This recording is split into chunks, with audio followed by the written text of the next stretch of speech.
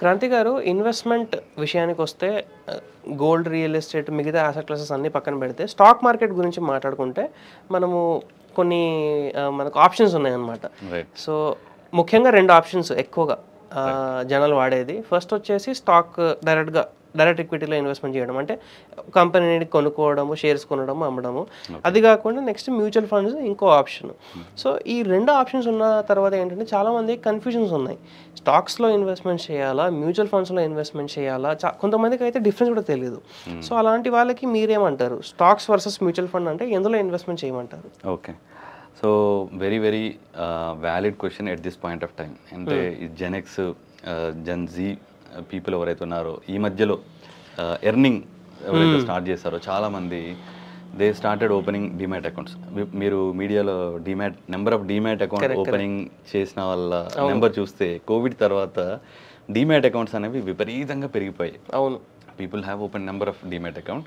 ఒకసారి demat account open అయిన తర్వాత జనరల్గా చేసేది they start buying and selling stocks.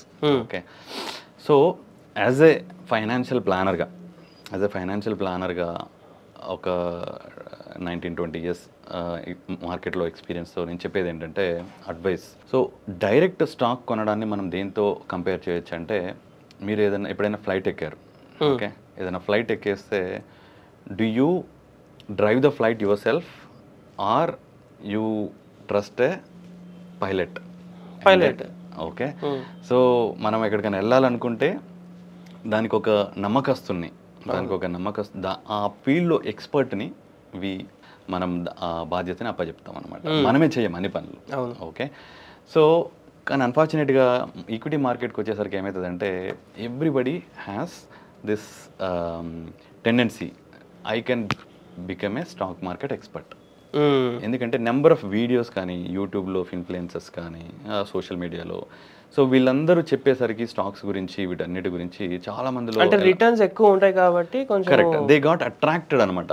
So Covid తర్వాత విపరీతమైన రిటర్న్స్ వచ్చాయి కాబట్టి I can also make, even everybody is talking about stock, maybe FOMO అనేది ఒకటి వస్తాను, ఫియర్ ఆఫ్ మిస్సింగ్ అవుట్. అంటే నేనే మిస్ అయిపోతున్నానేమో, అరే పక్కన ఆయన ఎక్స్పైర్డ్ స్టాక్ కొన్నాడు, ఈ మేడ్ 100% 1 yearలో. ఒకటైతే నిజం సార్, మీరు చెప్పింది ఏంటంటే మీడియాలో అంటే ఆన్లైన్లో చూసిన తర్వాత ఒకటో రెండో స్టాక్స్ ఉంటాయి సార్, అవి 1,00,000 పెడితే 10 సంవత్సరాల్లో 1 కోటి రూపాయలు 100 కోట్లు వచ్చాయంటే, అబ్బా 1,00,000 పెడితే 100 కోట్లు అంటే నాకు వస్తాయేమో అని పెడతారు.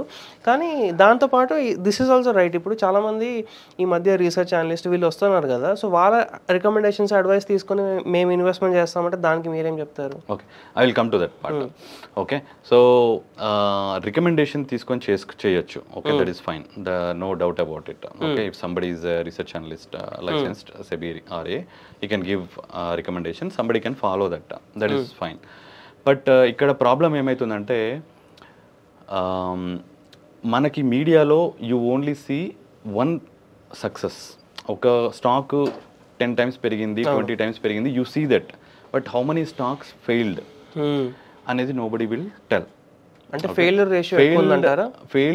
failed వాటి గురించి ఎవరు మాట్లాడరు. Okay, that is one thing. Second thing ఏంటంటే, మనము ఏదైనా పోర్ట్ఫోలియో క్రియేట్ చేయాలనుకున్నప్పుడు 1 stock, 2 stocks, 3 stocks portfolio you cannot create. It becomes highly concentrated portfolio. So long term portfolio, ఒక 20 years సస్టైనబుల్ పోర్ట్ఫోలియో క్రియేట్ చేయాలంటే కనీసం 25 stocks అండ్ అబోవ్ ఉండాలి. Okay, even mutual ఫండ్స్లో కూడా ఫోకస్డ్ ఫండ్స్ 25 stocks ఉంటాయి, highly concentrated funds అవి. 25 stocks ఉంటేనే highly concentrated funds అంటాం. సో ఏమవుతుందంటే, ఈ ఇనిషియల్ యుఫోరియా వచ్చినప్పుడు, బుల్ మార్కెట్ వచ్చినప్పుడు, number of people will come and open demat account and start trading. They not investing, they are trading. అంటే 1 week they buy and sell when the market is crashing. Actually they do reverse అనమాట. You have to buy లో and cell high. But most people చేసేది ఏంటంటే reverse చేస్తారు చాలా మంది. ఎక్కువలో కొనుక్కొని మార్కెట్ పెరుగుతున్నప్పుడు, అంటే ఫియర్ ఆఫ్ మిస్సింగ్ అవుట్ వల్ల ఎంత పెరుగుతున్నా కానీ హై వాల్యుయేషన్లో కూడా కొంటారు. But at the same time ఏదైతే కరెక్షన్ స్టార్ట్ అయిందో ఇప్పుడు పడిపోతుంటే భయంతో, అరే ఇంకా పడిపోతుందేమో అనేసి దాన్ని అమ్మేస్తారు లాస్ట్లో. సో ఈ డెసిషన్స్ ఏవైతే ఉన్నాయో, ఎప్పుడు కొనాలి, ఎప్పుడు అమ్మాలి, ఈ కంపెనీ ఇన్వెస్ట్మెంట్ వర్తినా కాదా, కంపెనీ ఫండమెంటల్స్ బాగున్నాయా లేదా, ఈ కంపెనీలో లాంగ్ టర్మ్ ఇన్వెస్ట్మెంట్ చేయొచ్చా లేదా, కంపెనీ మేనేజ్మెంట్ ట్రస్ట్ వర్తియా కాదా, ఇవన్నీ చేయాలి అంటే you have to become analyst. అంటే దానిపైన దానిపైన you have to become a fund manager or a research analyst yourself. Correct. Okay, but రెగ్యులర్గా మన పని మనం చేసుకుంటూ ఏదైతే మనకి రెగ్యులర్ జాబ్ ఏదైతే ఉందో అవి చేసుకుంటూ ఇది చేయడం అనేది highly impossible. And even if you are good at it, అంటే నీకంత నాలెడ్జ్ ఉంది, you are good at it, you are expert it అనుకున్నా కానీ if you take 20-year period, ఒక 20-15 years పీరియడ్ తీసుకుంటే your rate of return CAGR may not be better than the best fund manager.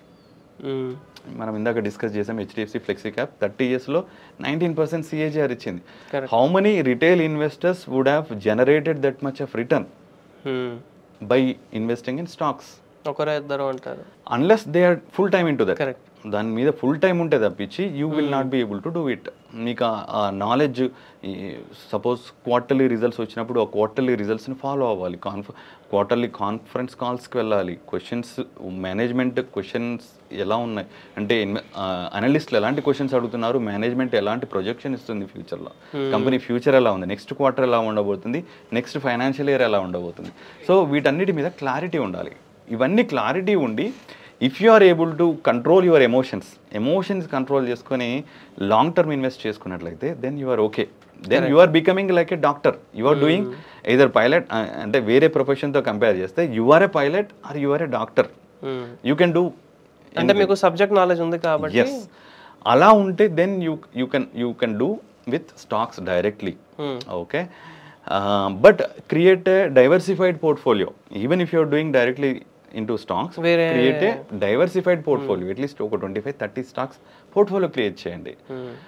Now coming to the mutual fund is doing exactly same.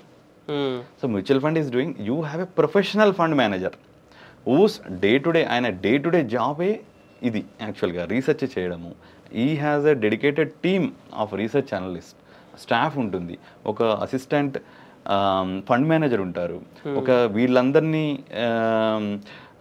Review చేయడానికి ఒక CIO ఉంటారు, chief investment officer ఉంటారు, ఒక structure ఉంటుంది అనమాట. So their job is to make sure that fund delivers better returns than the benchmark. Correct. In a long period of time, not 1 year, 2 year, 3 year, 10 years period.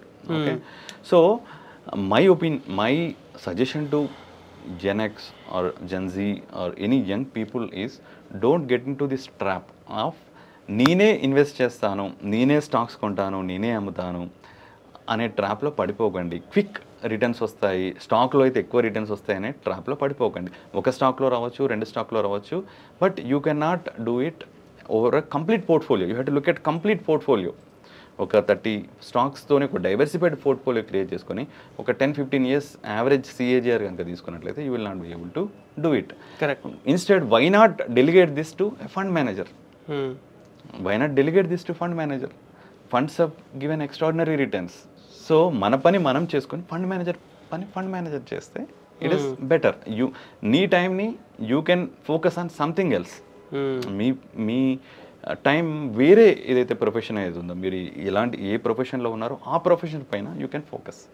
So దానివల్ల ఏమవుతుందంటే you get more income, you invest more income, your money get compounded more. Correct. So you are not, మీకు tension అనేది ఉండదు అనమాట. Market crash అయినప్పుడు సెల్ఫ్గా invest చేసుకునే వాళ్ళకి they get into this dilemma. ఏం చేయాలి, నెంబర్ ఆఫ్ డెసిషన్స్ ఎక్కువైపోతాయి. అమ్మాలా కొనాలా, అరే క్యాష్ లేదు ఏం చేయాలి, ఇప్పుడు ఈ స్టాక్ కొనాలా, ఆ స్టాక్ కొనాలా, ఇందులో ఏది అమ్మాలి, అవును ఇప్పుడు 10 స్టాక్స్ ఉన్నాయి, ఇందులో ఏది అమ్మాలి అక్కడ question. So they get into this panic mode అనమాట. ప్యానిక్ మోడ్, స్ట్రెస్ పెరిగిపోతుంది. Why take that stress? Leave it to an expert, leave it to a fund manager. So yeah, that's my suggestion to good knowledge session sir. ప్రతి ఒక్కరికి అర్థమై ఉంటుంది.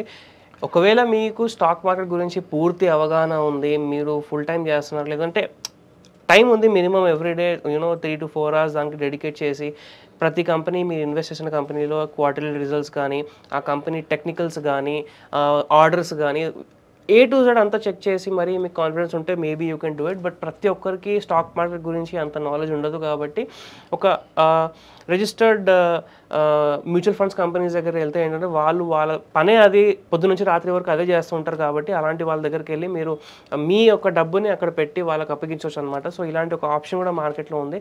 But lastly మీరు choose చేసుకోవాలి ఏ option మీకు best అనేది.